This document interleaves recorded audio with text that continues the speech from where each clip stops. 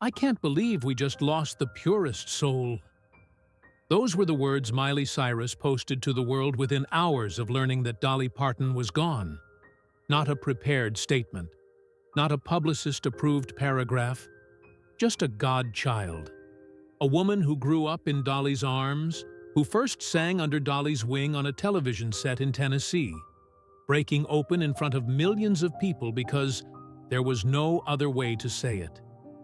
And isn't that the most remarkable thing?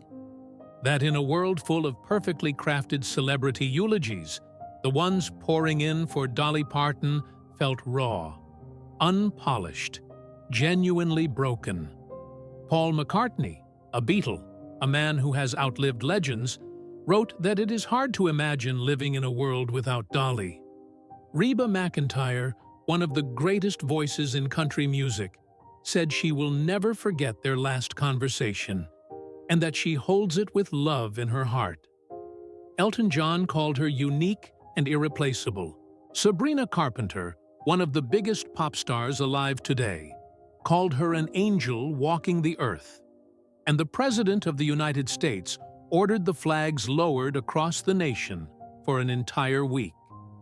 That is not the send-off of a country singer. That is the send-off of a force of nature, a woman so luminous, so warm, so entirely herself for 80 years, that even the people who barely knew her felt like they had lost a personal friend.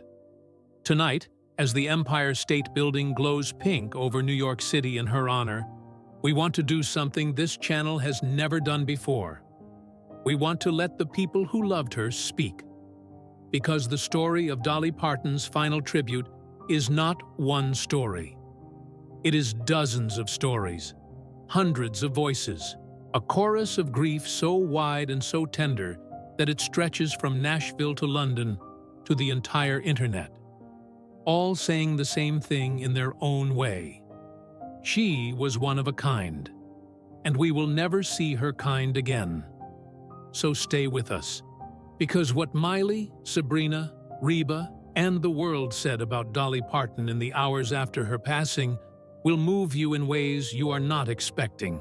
There are people in this world who are famous, and then there are people who are loved. Dolly Parton was both, but it was the love, in the end, that defined her.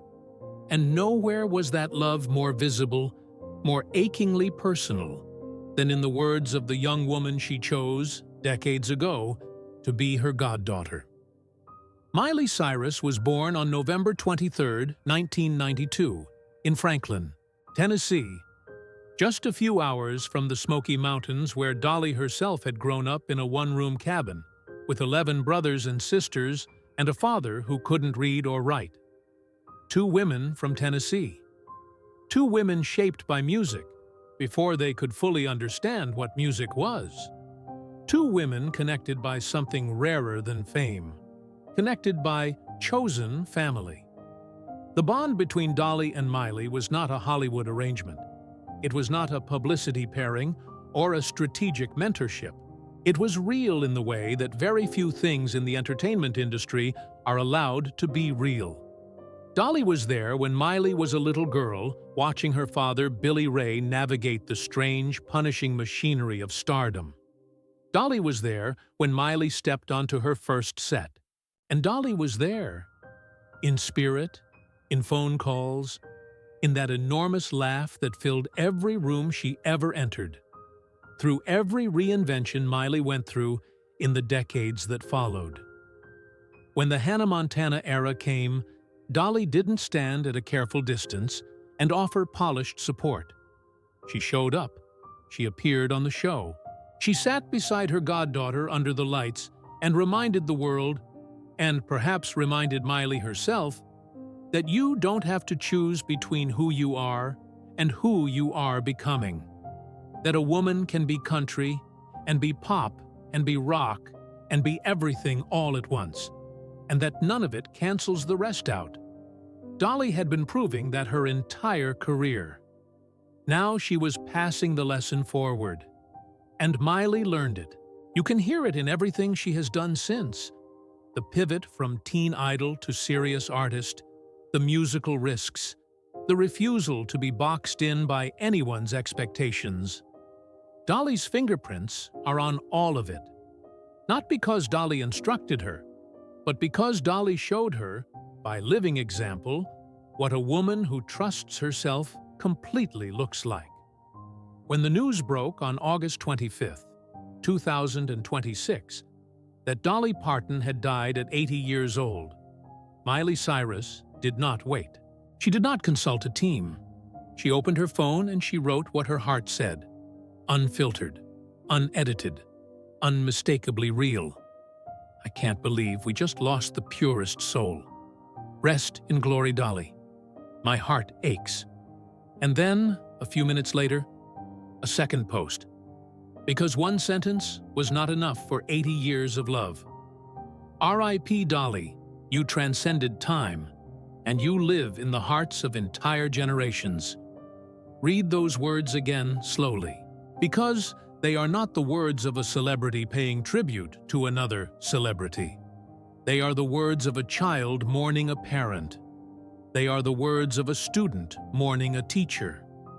They are the words of someone who knew, really knew, the person behind the rhinestones and the wigs and the songs, and who is telling us with complete authority that what was inside was even more beautiful than what the world could see. The purest soul. That is what Miley Cyrus called her.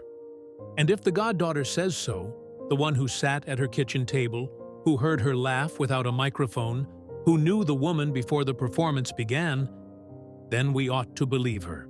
There is a particular kind of grief that belongs only to the people who were closest. The grief that doesn't arrive in a clean wave. It arrives in flashes. In the middle of a song you didn't expect. In the silence after a phone rings, and you realize, for the first time, that the person on the other end will never pick up again. That is the grief Miley Cyrus is carrying today. Not the grief of a fan, the grief of family. And to understand why that grief is so deep, you have to understand what Dolly Parton actually meant in Miley's life. Not as an icon, not as a country legend, but as a constant. A fixed point in a world that was always spinning too fast. Miley Cyrus grew up inside the entertainment industry. She did not arrive there as an adult with her identity already formed. She grew up there, which means she was shaped by it, tested by it, and, at times, nearly broken by it. She became famous as a teenager playing a character who was herself playing a character. Hannah Montana was a show about a girl with a secret identity, and in some ways, it mirrored the strange double life of being Miley Cyrus, the daughter of Billy Ray, the goddaughter of Dolly, the girl from Franklin, Tennessee, who suddenly belonged to the entire world. Dolly understood that particular vertigo better than almost anyone alive. She had lived it herself. The transition from mountain girl to global phenomenon. The way fame reaches into your private self and rearranges things without asking permission. She had navigated it with a grace and a humor and a groundedness that was, by any measure, extraordinary. And she made sure that Miley had a hand to hold while she navigated her own version of it. When Dolly appeared on Hannah Montana, it was not a cameo in the conventional sense. It was a statement. It was Dolly Parton placing herself beside her goddaughter and saying to the audience and to the industry, this young woman comes from something real. This young woman has roots. And roots, as Dolly knew better than anyone, are what keep you standing when the wind picks up. The wind picked up for Miley many times in the years that followed. There were reinventions that confused people. There were artistic pivots that generated controversy. There were moments when the public narrative about Miley Cyrus became almost entirely disconnected from the actual human being living inside it. And through all of it, through every headline and every backlash and every comeback, Dolly never wavered. She never offered the conditional support that so many people in this industry specialize in. She loved Miley completely. Not the version of Miley that was commercially convenient. All of her. That kind of love changes a person. It gives them permission to keep going when the world is telling them to stop. It gives them a voice inside their own head that sounds like someone who believes in them absolutely. And in Miley's case, that voice had a Tennessee accent and the warmest laugh you ever heard in your life. The collaboration between Dolly and Sabrina Carpenter on the deluxe edition of Short and Sweet brought Dolly back into the cultural conversation in a way that thrilled everyone who had ever loved her. The remix of Please, Please, Please, a song that was already everywhere, already inescapable, became something even larger when Dolly's voice entered it. It was a reminder that Dolly didn't belong to one generation. She belonged to all of them simultaneously. And Miley, who had watched her godmother move between eras her entire life, understood this more clearly than most. Because Miley had seen it up close. She had watched Dolly walk into a room full of people who were born decades after Jolene was written, and make every single one of them feel like they had always known her. She had watched Dolly collaborate with Beyoncé on Cowboy Carter, on a track called Tyrant, and bring the same warmth and mastery to that session that she had brought to every session for 60 years. Dolly didn't adapt to new generations by pretending to be something she wasn't. She adapted by being entirely herself and trusting that entirely herself was enough. It always was. And now, in the hours after Dolly's passing, Miley Cyrus is carrying something forward that she may not have words for yet. She is carrying the proof, lived in her own body, written in her own history, that a woman can endure the full weight of public life and still come out the other side with her soul intact. Dolly showed her that, modeled it, insisted on it. The goddaughter is now the guardian of the lesson. And when Miley wrote those two posts, the purest soul, the one who transcended time and lives in the hearts of entire generations, she wasn't just saying goodbye. She was picking up the torch. She was telling the world that she understood what she had been given, and that she intends to honor it. That is what Dolly Parton asked of the people she loved. Not grief. Continuation. Not everyone who mourns Dolly Parton today knew her for decades. Not everyone has a lifetime of phone calls and kitchen tables and shared Thanksgivings to draw from. Some people knew Dolly the way the rest of us knew her. Through her music, through her presence, through the particular quality of light she seemed to carry wherever she went. And some of those people, even with limited time together, found themselves changed by the encounter in ways they are still trying to articulate. Sabrina Carpenter is 27 years old. She was born in 1999, more than 3 decades after Dolly Parton recorded Jolene in a single afternoon session in Nashville and changed the sound of American music forever. By the time Sabrina was old enough to understand who Dolly was already a monument, already a legend so large that it was easy to mistake her for mythology, rather than a living, breathing woman who still answered her own phone and remembered the names of everyone she met. But Sabrina didn't make that mistake, and that tells you something important about her. When Dolly appeared on the deluxe edition of Short and Sweet, on the remix of Please, Please, Please, it was one of those musical moments that feels inevitable in retrospect and genuinely surprising in the instant it happens. Here was Sabrina Carpenter, the biggest pop star of her generation, and here was Dolly Parton, the greatest country artist of all time. And somehow the combination felt not like a collision of worlds, but like a homecoming. Like two voices that had always belonged in the same song finally finding their way there. The recording sessions for that collaboration produced something that neither artist could have made alone. Dolly brought the weight of 60 years of storytelling, the kind of wisdom that doesn't come from talent alone, but from living long enough to understand what the words actually mean. Sabrina brought the electricity of an artist at the absolute peak of her powers. A voice that had spent years finding its true register and had finally, completely, arrived. Together, they created something that the charts measured in streams and that audiences measured in something harder to quantify, in feeling, in recognition, in the sense that you were hearing something that mattered. And then there were the live shows. On her short and sweet tour, one of the defining concert events of 2025, Sabrina Carpenter covered 9 to 5. She stood on stages across the world and sang a song that Dolly had written in 1980 for a movie about working women fighting for dignity and respect. And she made it feel like it had been written yesterday. Because in many ways, it had been. Because Dolly had written songs not for the moment she was living in, but for every moment that would come after. And Sabrina understood that.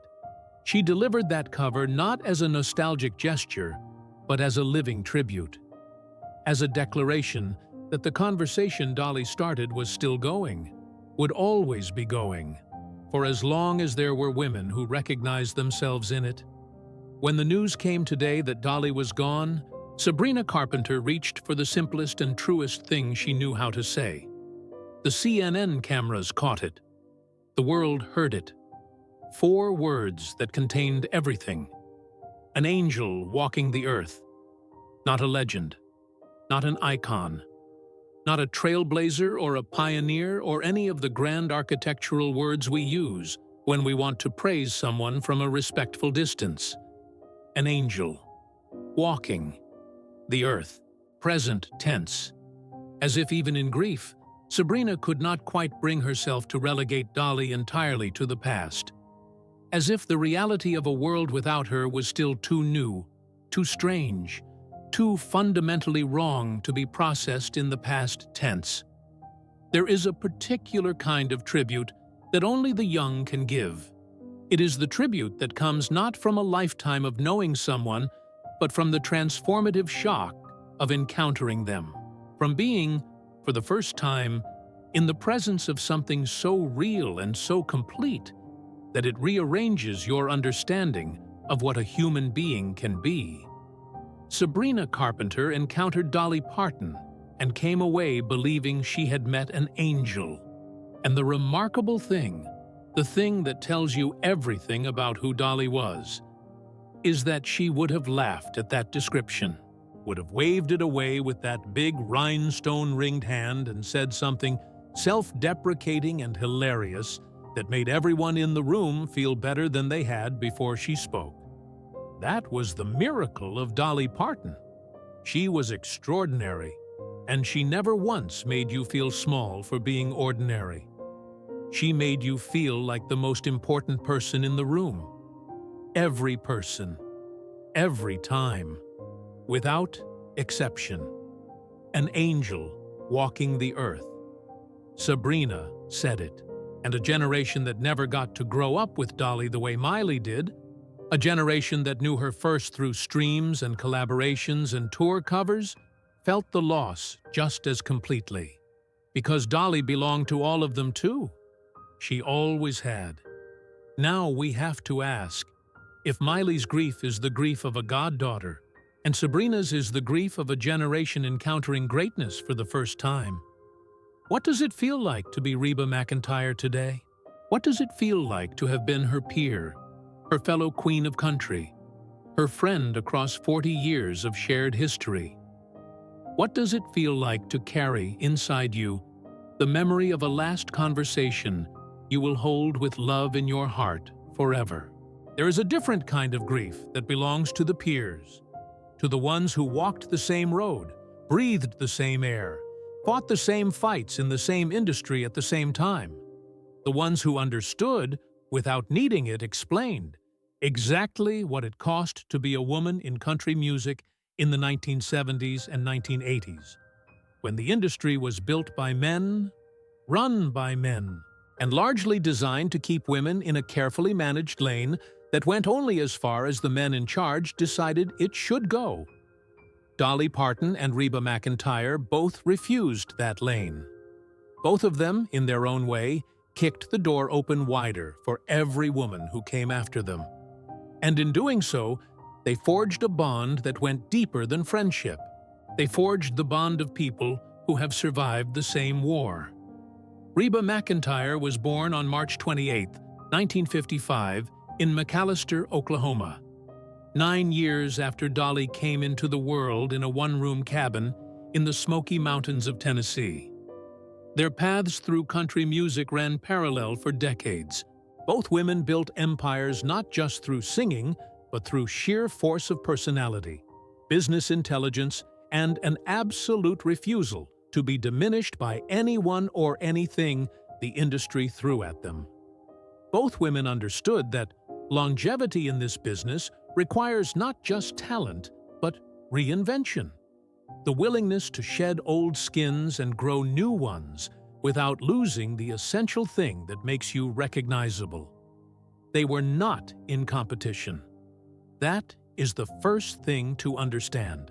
In an industry that has historically pitted women against each other, that has insisted there is only room for one female voice at the top at any given time, Dolly and Reba simply declined to participate in that particular game. They championed each other. They showed up for each other. They laughed together in that way that only people with shared history can laugh. The kind of laughter that contains decades of inside jokes and mutual understanding, and the relief of being known completely by someone who has been through everything you have been through. For 40 years, they were each other's witnesses. And then, this morning, on August 25, 2026, Reba McEntire sat down and wrote something that stopped the entire internet in its tracks. Not because it was eloquent, though it was. Not because it was beautifully constructed, though it was that too, but because it was so completely, unmistakably real. Because you could feel, in every word of it, the weight of a friendship that spanned an entire lifetime of American music. She wrote on Facebook, and the words arrived like something spoken quietly in a church. My buddy Dolly, she called her. Not the legend, not the icon, my buddy Dolly. She thanked her for all the wonderful things she did for people here on Earth. She spoke of her love, her music, the enormous heart that she gave from without reservation or calculation. She said there will never ever be another one like her, and she said it with the authority of someone who has spent 40 years inside this industry, watching everyone who has ever tried to come close fall short of the original. She said she would remember and cherish every memory and every note Dolly ever played and sang. And then she said something that moved differently from the rest, something that landed with a particular weight. She said she will never forget the first time she met Dolly, that first encounter across all those decades, and she will never forget their last conversation, that she holds it with love in her heart, their last conversation. Those 3 words are doing an enormous amount of quiet work inside that tribute, because they tell us something that no official statement has confirmed, but that everyone who has read them has already understood. They tell us that Reba knew that in the final weeks of Dolly's life, there was a conversation between 2 old friends that felt like something more than an ordinary phone call. A conversation that both of them perhaps understood, in the way that people sometimes do, was a kind of closing, a kind of completion, a chance to say the things that matter most while there was still time to say them. We will never know what was said. That conversation belongs to Reba and to Dolly, and to no one else. And that is exactly as it should be. Some things are too sacred for public consumption. Some things are meant to be held with love in the heart rather than broadcast to the world. But we can feel the shape of it. We can feel the tenderness of it in every line Reba wrote. We can feel the gratitude of it, the relief of having had the chance to say goodbye properly, to close a chapter of a friendship that had meant more than any award or any chart position or any milestone in either of their extraordinary careers. Reba ended her tribute with a prayer of sorts. She thanked God for Dolly. She said Dolly is going to have a blast in heaven, singing all her favorite songs with all the family and friends who have gone on before her. Carl Dean, Dolly's husband of 58 years, who passed earlier in 2026, was waiting. And if you know anything about Dolly Parton, you know that she would have wanted exactly that reunion more than anything else in the world. That she would have walked toward it not with fear, but with that enormous, unstoppable, rhinestone-bright joy that was the most defining thing about her. Reba knew that too, because Reba knew her. Really knew her. The buddy behind the legend, the woman behind the wigs, the heart behind the songs. My buddy Dolly. 4 decades of friendship distilled into 3 words. 3 words that carry inside them everything that cannot be said. Every shared laugh. Every late-night phone call. Every moment of mutual recognition between 2 women who understood each other in the way that only true peers can. 3 words that will outlast every chart and every award and every streaming record either of them ever accumulated. That is the measure of a life well lived. Not the monuments people build for you after you are gone, but the buddies who loved you while you were here, who held your last conversation with love in their hearts, and who found, in the end, that no words were quite large enough for what they felt. There is a moment, in the hours after a great loss, when the tributes stop feeling like individual statements and start feeling like a single voice. When the sheer accumulation of grief from every corner of the world collapses into one overwhelming truth, that something irreplaceable has left, and that everyone, somehow, felt it personally. That moment arrived today for Dolly Parton.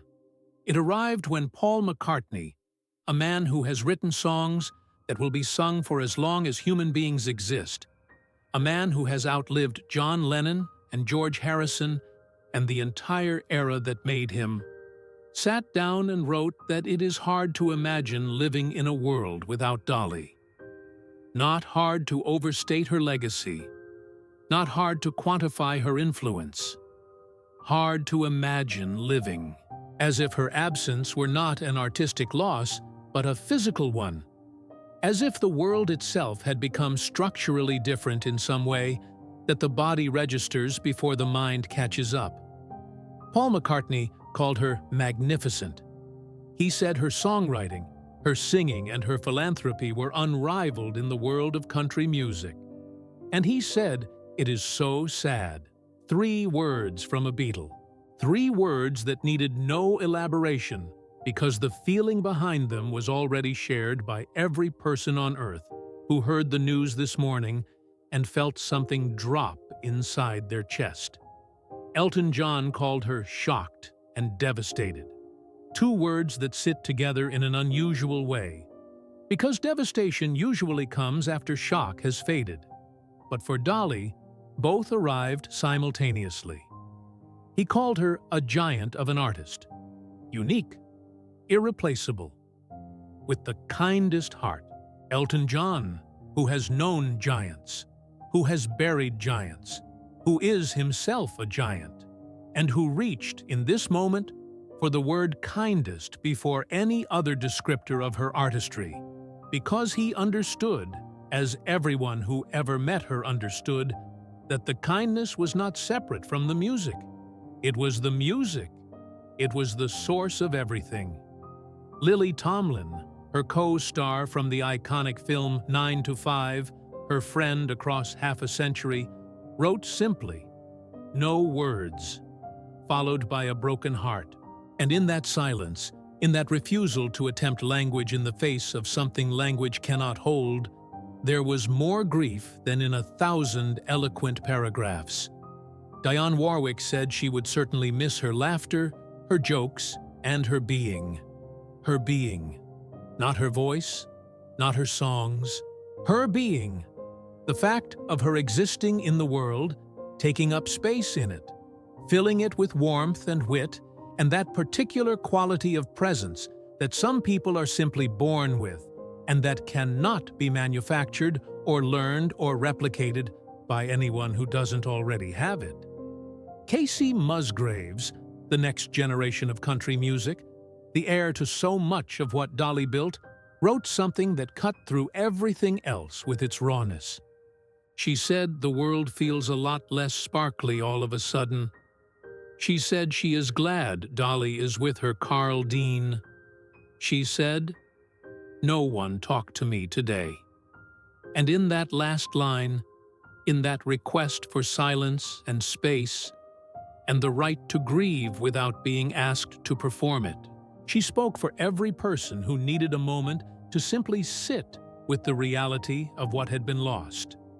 J.K. Rowling, whose own relationship with children and reading has been one of the defining threads of her public life, said that Dolly Parton's imagination library was the best contribution to child literacy ever made by a celebrity. That is not a small claim. The Imagination Library has gifted more than 200 million books to children in the United States, Canada, the United Kingdom, Australia, and Ireland. 200 million books to children who might otherwise have grown up in homes without them. 200 million first encounters with the magic of reading.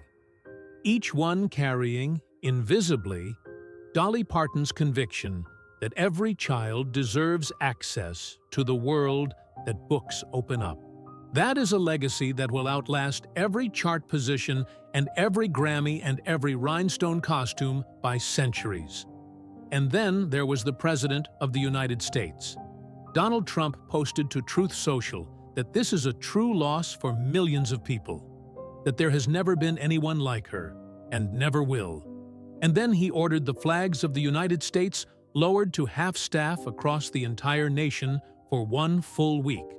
Not for a head of state, not for a general or a senator or a figure whose significance was political or military.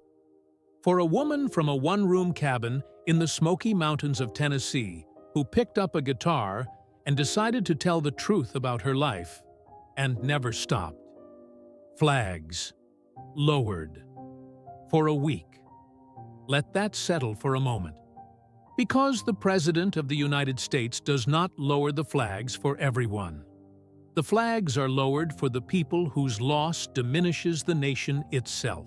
And today, the nation agreed, without debate, without division, without the fractures that define almost every other public conversation in America right now, that Dolly Parton was one of those people.